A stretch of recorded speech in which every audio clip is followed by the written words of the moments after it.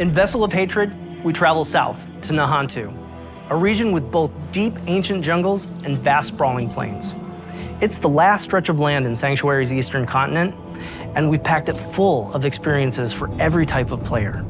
In this expansion, there's a whole lot to explore under the dark canopy of Nantu. Nantu is the southernmost region of the eastern continent that Diablo 4 has been taking place in. It's the last region that we haven't visited yet so far in the game, but it is one that we've been to before in Diablo. There's lots of new areas. We have 6 in total. 4 of them are jungle themed, and then we have 2 that are Red Rock Canyon, but each one of them has their own unique identity.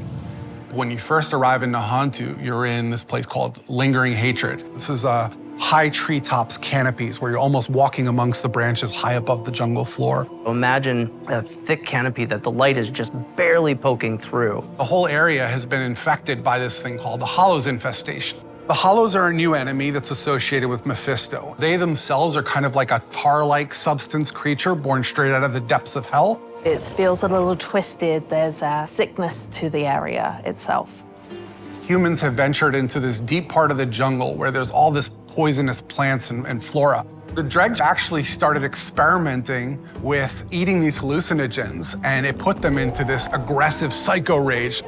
The dregs were pretty fun because we were able to push more variety in the monster family. You have one of these tall dregs and then half of a body of another dreg on top of it, kind of controlling it and telling it where to go and tossing poisonous bombs at the player. When you come across it, it's very memorable.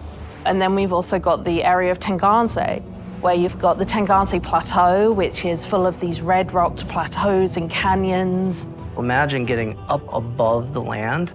Those gigantic walls have pockets inside where monsters could live. It offered up a lot of opportunity to bring back a monster family like the Lacunae. We're bringing them back in a new way here as a fully fleshed out monster family with multiple classes. What a more brute force looks like, what a caster looks like. They are very much apex predators, and we're definitely in their territory. And then there's a little sub-area called the Skittering Earth. The name alone makes your skin crawl. And it's bug infested, and you can see how the bugs have destroyed the jungles and kind of input their influence on it. Within the Field of Giants, you have these giant corpses of these long dead demons that humans have begun to mine away at for their resources. While they've got a lot of use out of them, they're also toxic to the land around it. The notion of massive demons walking Sanctuary 1,000 years ago is really thought-provoking. Plateau's also got just this beautiful color scheme to the lighting. It's really lovely to be there. And then horrific at the same time, you know, it's great.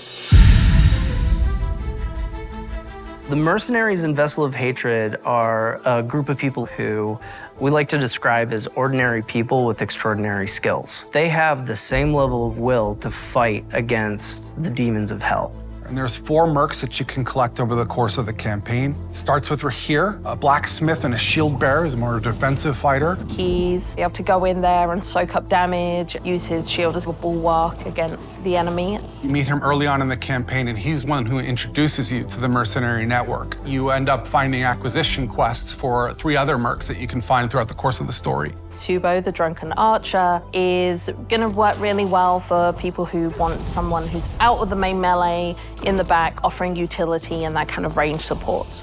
Then we have Variana, a berserker crone, who's a melee combat fighter, close range. She's got a really cool combat meter, a massacre meter, where you need to keep killing enemies to get the meter to be filled.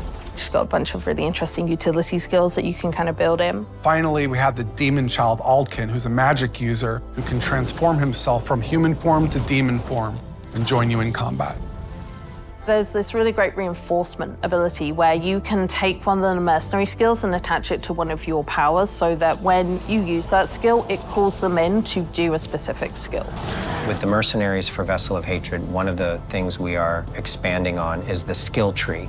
For Diablo 3, you had a very basic type of mercenary, but this time you can actually push a little bit more into the skill tree and make the mercenary the way you would want to play.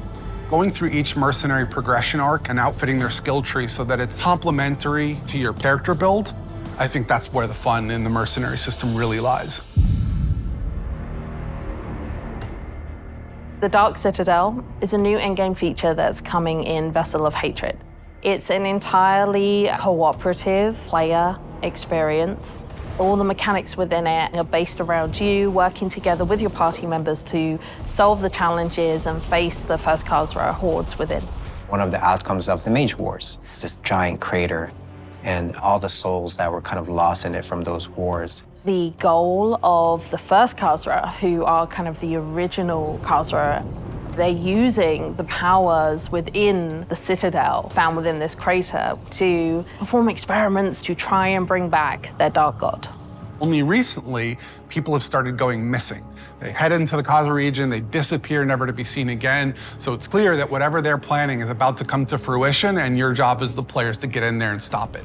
Citadels are a place where we take what is the best part of Diablo, combat, and we test it in a different way, which is adding in cooperative mechanics that you have to manage on top of that.